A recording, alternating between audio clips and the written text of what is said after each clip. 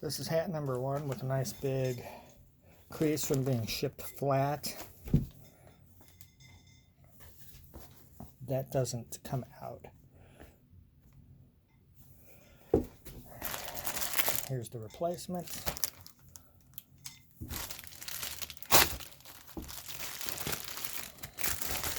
That was promised in a box.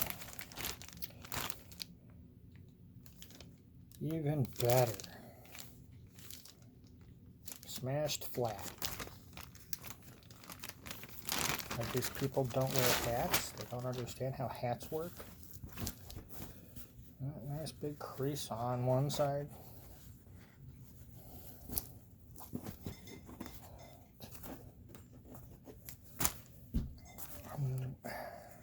Try not to be, a major nitpicker about it, but come on.